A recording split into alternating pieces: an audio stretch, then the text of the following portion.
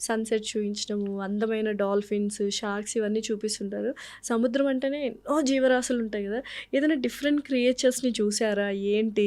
చాలామంది ఇది చాలా సిల్లీగా ఉంటది క్వెషన్. జలకన్యలు ఇవన్నీ కూడా ఉన్నాయా? లేవా? అనేవి చాలామందికి ఇంకా రీసెర్చర్స్ అలా చేస్తున్నారు. అలా డిఫరెంట్ క్రియేచర్స్‌ని ఏమైనా చూసారా మీరు?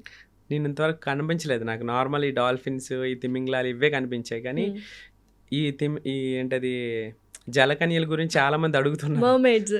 ఆ! అవి ఈ మధ్య కాలంలో ఏఐతో చాలా మంది క్రియేట్ చేసి పెడుతున్నారు కదా! అది అవును. నిజం అనుకుంటున్నారు. అవి తెలియాలంటే సముద్రంలో జాబ్ చేసే వాళ్ళకే తెలుస్తది. సో, మాకెప్పుడు ఎదురవ్వలేదు అలాంటివి. ఓకే. చాలా ట్రై చేస్తున్నది. ఒకవేళ ఎదురైతే చూపిద్దామని.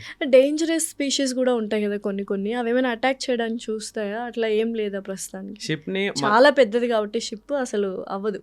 షిప్‌ని ఎవ్వరు అటాక్ చేయలేరు. ఓన్లీ పైరేట్స్ మాత్రమే అటాక్ చేయగలరు. ఎందుకంటే చాలా పెద్దగా ఉంటాయి. ఆ యెస్. పైరేట్స్ ఒక్కరే కొంచెం డేంజరస్ అనమాట. డేంజరస్.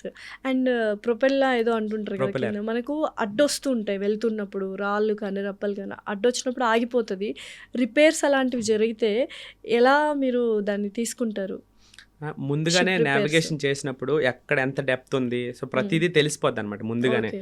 సో, అక్కడ ఏవైనా అంటే లైక్ స్టోన్స్ గానీ, ఇంకేదున్నా ఆ వేలో వెళ్లరనమాట. ముందుగానే అక్కడ డెప్త్ ఎంత ఉంది అక్కడ చూసుకొని వెళ్తారనమాట. ఓకే. సో, అలాంటిది అంత ఈజీగా జరగదు.